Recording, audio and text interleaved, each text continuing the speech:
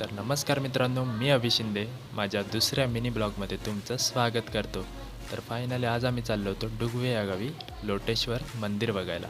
जर तुम्ही आधी लोटेश्वर मंदिर बघून आला असाल तर मला कमेंटमध्ये नक्की सांगा आणि कोणाकोणाला हे मंदिर आवडतं त्यांनीसुद्धा कमेंट करा।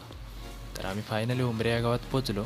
तिथे जाऊन बघतो तर काय बस एका उतारात अडकली होती, मग तिचं पण शूट घेतलं आणि तिथून पुढे गेल्यावर आम्हाला रोड एकदम खराब लागला। तो रोड पार करत करत आम्ही पोचलो डुगवे या गावात। फायनली मी मंदिराच्या कमानीपाशी आलो। मग काय कमानीचं शूट घेतलं रीलसाठी।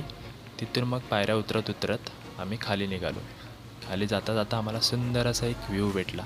तो व्ह्यूसुद्धा आम्ही शूट केला रीलसाठी।